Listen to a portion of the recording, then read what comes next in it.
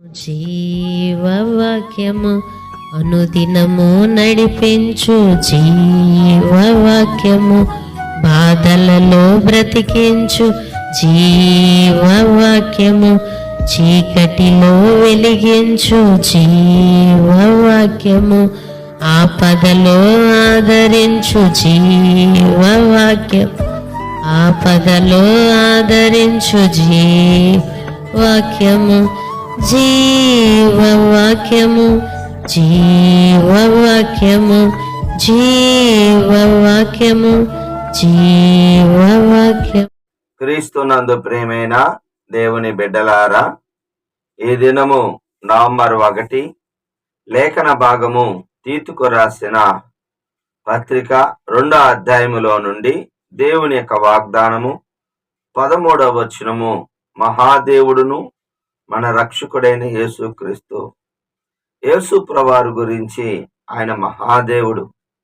గుర్తుపెట్టుకోండి, యేసు ప్రభువారు ఈ లోకానికి వచ్చిన 2025 సంవత్సరాల క్రితం మాత్రమే కాదు, ఆయన ఆదియందు ఉన్నాడు. యోహాను సువార్త 1వ అధ్యాయం 1వ వచనములో వాక్యమే ఉన్న దేవుడు. యోహాను సువార్త 1:14లో ఆ వాక్యమే శరీరధారిగా ఈ లోకానికి వచ్చి ఉన్నది.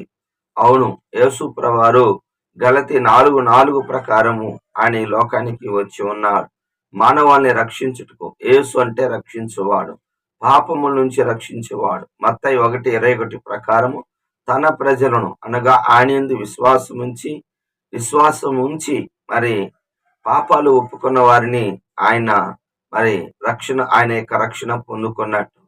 జక్కయ్య ఆ ఇంటికి రక్షణ వచ్చిందని యేసు ప్రభువారు సెలవిచ్చాడు. ఎంతో మంది చుట్టుపక్కల మనుషులు ఉన్నప్పటికీ, వారు ఆయన్ని వెంబడిస్తున్నప్పటికీ, యేసు ప్రభువారు జక్కయ్య గురించి రాయబడిన మాట, నేడు ఈ ఇంటికి రక్షణ వచ్చి ఉన్నది అంటే యేసు ప్రభువుని చేర్చుకొని ఆయన విశ్వాసం ఉంచి వారి యొక్క నమ్మి బాప్తిసం తీసుకున్న వారు రక్షించబడును. ఇప్పుడైతే మనం నమ్మిన దానికి గుర్తుగా మరి యేసు ప్రభువారిని నమ్మిన దానికి గుర్తుగా శరీరకంగా బాప్తిసం తీసుకోవాలి. ప్రార్థన చేస్తే రక్షించబడతాడు. అంతవరకు సహించాలి శ్రమలు కూడా. మత్తయి సువార్తలో రాయబడింది 10:36లో, అంతవరకు సహించిన వాడు రక్షించబడను. అంటే మధ్యలో కూడా విడిచిపెట్టే వాళ్ళు ఉంటారు. అలా కాకుండా చివరి వరకు ప్రభుని రక్షకుడిగా అంగీకరించి ఆయన యందు విశ్వాసం ఉంచిన వారు ఆయన బిడ్డలు, ఆయన రక్షకుడు అవుతాడు. అవును, ఈ రక్షణ అనేది చివరి వరకు నువ్వు కొనసాగించాలి. దయచేసి గుర్తుపెట్టుకోండి, ఆయన మన దేవుడు, ఆయన రక్షకుడిగా మనము ప్రతిదినము కూడా ధ్యానం చేస్తూ మన కొరకు ఆ రక్షణ సిద్ధపాటు చేశాడు. ఆయన శిలువలో మరణించి మన కొరకు ఆ రక్షణ సిద్ధపాటు చేశాడు. ఆ రక్షణను మనం పొందుకుంటున్నాం. హల్లెలూయా.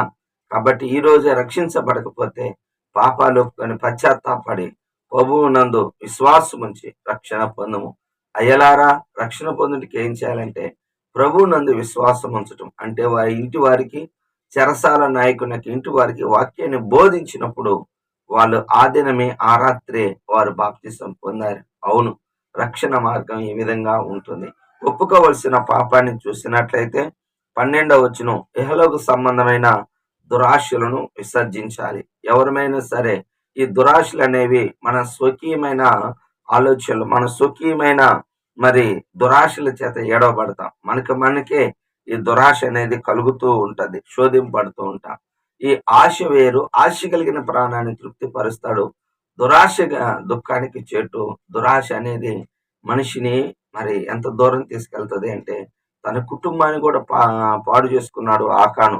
యెహోషువ గ్రంథం 7వ అధ్యాయం 21వ వచనంలో, యెరికో యొక్క పట్టణము శపితమైన పట్టణంలోని ఏది తీసుకోవద్దు అన్నప్పుడు ఆకాను చూసి ఆశించి తీసుకొని దానిని దాచిపెట్టుకున్నాడు.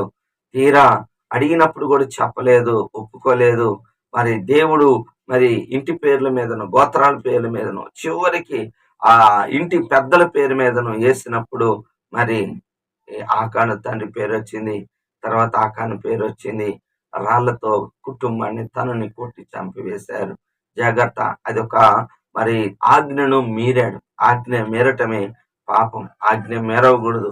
గుర్తుపెట్టుకోండి, ఆజ్ఞ మీరిన వారు మరి ఆ పాపం అనేది, ఆజ్ఞ అతిక్రమమే పాపమని మొదటి యోహాను 3:4 ప్రకారంగా ఆజ్ఞను అతిక్రమించకూడదు. ఆజ్ఞ అతిక్రమించి దురాశపడి ఆకాను చనిపోయాడు.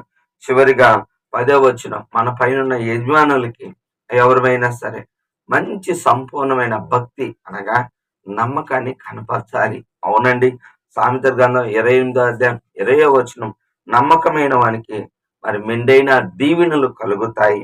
అవును, లూకాసు సువార్త 19వ అధ్యాయం 17వ వచనములో బలా నమ్మకమైన మంచి దాసుడు, ఈ కొంచెములో మరి 5 తలాంతులు 2 తలాంతులు బాగా గమనించండి.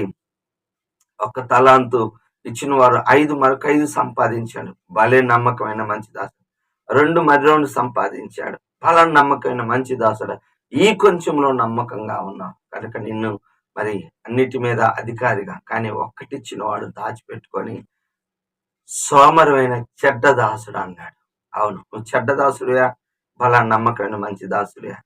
బలా నమ్మకమైన మంచి దాసుడిగా ఉన్నవారు దీవించబడ్డారు. మరి ఆ చెడ్డ దాసుడు కాళ్ళు చేతులు కట్టి మరి వెలుపటి చీకట్లో వేశారు. భూమి మీద మరి మోషే నమ్మకమైనవాడు, ఆయన దేవునికి ఇల్లంతటిలో నమ్మకమైనవాడు. అందుకే దేవుడు అతనికి ఐగుప్తులో ఉన్న ప్రజల యొక్క బాధల నుంచి విడిపించడానికి అప్పచెప్పాడు. నిజమేనండి, నమ్మకమైన సామర్థ్యం కలిగిన మనుషులకి దేవుని యొక్క వాక్యాన్ని అందించాలన్నది అది దేవుని యొక్క చిత్తం. బాగా గమనించండి, నమ్మకంగా ఉంటే మెండైన దీవెనలు. దావీదు నమ్మకమైన వాడు, ఎంతగానో దీవించబడ్డాడు. జాగ్రత్త, నువ్వు కూడా నమ్మకంగా ఉంటే ఎంతగానో దేవుడు నిన్ను దీవిస్తాడు. కనుక ఆయన హెచ్చించేంత వరకు ఆయన బలిష్టమైన హస్తం కింద నమ్మకంగా దేన మనసు కలిగి ఉండు, దేవుడు దీవిస్తాడు. ఆమేన్. కళ్ళు మూసుకున్నట్లయితే ప్రార్థన చేసుకుందాం. ప్రభువా, నీకు వందనాలు, స్తోత్రాలు. ఈ దినం నువ్వు మహాదేవుడి రక్షకుడివి నాయన.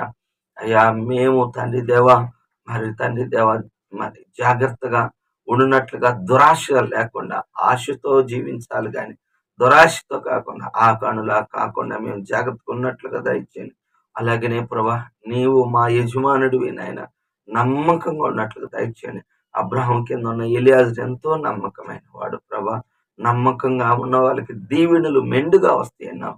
ఈ యొక్క తండ్రి దినమునైనా నమ్మకం కలిగి జీవించే వాళ్ళముగా దయచేయమని నీ కృప అనుగ్రహించి బలపరచమని మహిమను తెచ్చుకొని అయ్యా, వింటున్న ప్రతి బిడ్డని దీవించి ఆశీర్వదించమని యేసు నామములో ప్రార్థిస్తున్నాను తండ్రి.